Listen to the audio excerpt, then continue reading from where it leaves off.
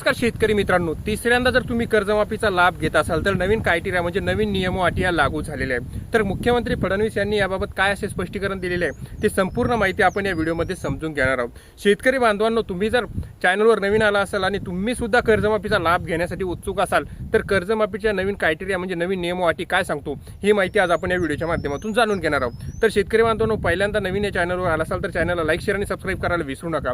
चला तर आता आपण व्हिडिओला सुरुवात करूया। तर आपण बघितलेलं आहे मुख्यमंत्री कर्जमाफीची योजना आता लागू होणार आहे।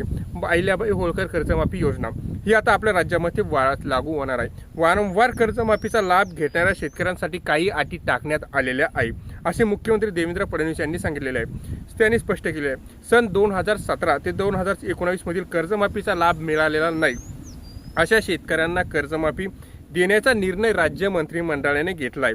या पार्श्वभूमीवर मुख्यमंत्री फडणवीस यांनी काही गोष्टींचा खुलासा केलेला आहे। तर शेतकरी बांधवांनो बघू शकता, शेतकरी कर्जमाफी संदर्भात प्रसिद्धी पत्रकाद्वारे सर्व तपशील दिलेला आहे। त्यांनी सांगितलेले आहे की आम्ही 56 लाख शेतकऱ्यांची 36,000 कोटी रुपयांची कर्जमाफीही करणार आहोत। यामध्ये ज्या लोकांना यापूर्वी कर्ज घेतले आहे, जे थकीत आहेत, अशा सगळ्यांचा यामध्ये समावेश करण्यात आलेला आहे। केवळ 2020 ज्यांना कर्जमाफी मिळाली आणि जे पुन्हा थकीत आहेत असे दाखवत आहेत, या संदर्भात आम्ही मर्यादा सुद्धा टाकण्यात आलेला आहे। म्हणजे 2020ची कर्जमाफी मिळालेली आहे, परंतु जे थकीत आहे असे दाखवत आहे अशा शेतकऱ्यांसाठी नवीन मर्यादा सुद्धा टाकण्यात आलेली आहे। त्यांचे म्हणणे असे आहे की त्या शेतकऱ्यांची संख्या मोठी नाही, असे 9 ते 10 लाख शेतकरी आहेत, त्यांनाही कर्जमाफी मिळणार असल्याचे मुख्यमंत्री देवेंद्र फडणवीस यांनी म्हटलेले आहे। मात्र वारंवार 2017 असो 2020 असो अशी कर्जमाफी मिळालेली आहे। पुन्हा त्यांना आता 2026 मध्ये कर्जमाफी दिली तर यातून बँक व्यवस्था कोलमडली जाणार असल्याची सुद्धा माहिती त्यांनी दिलेली आहे आणि शेतकऱ्यांनाही मदत मिळाली पाहिजे, म्हणून अशा शेतकऱ्यांना तात्पुरत्या काही अटी टाकण्यात आलेल्या आहेत। जर त्या अटी 99% शेतकऱ्यांना अडचण येणार नाही तर फक्त 1% शेतकऱ्यांनाच या अटीमुळे प्रॉब्लेम येऊ शकतो।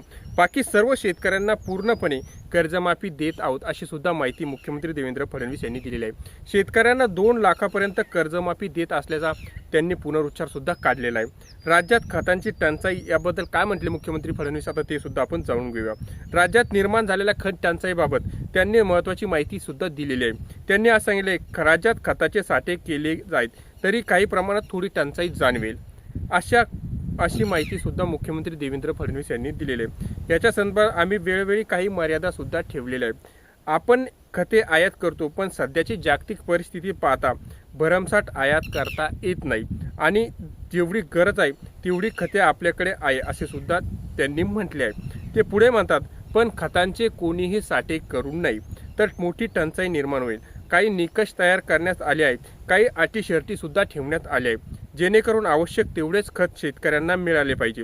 विशेषतः मिश्र खतांच्या संदर्भात आवश्यकतेनुसार उपलब्ध आहे, काही प्रमाणात थोडी टंचाई जाणवू शकते असेही त्यांनी स्पष्ट सांगितलेले आहे। दरम्यान मुख्यमंत्री फडणवीस यांनी सांगितलेले आहे की पंतप्रधान नरेंद्र मोदी यांचे सुद्धा त्यांनी अभिवादनही केलेले आहे। ते असे म्हणतात, पंतप्रधान मोदी हे सर्वाधिक काळ कार्य करणारे निर्वाचित पंतप्रधान आहे।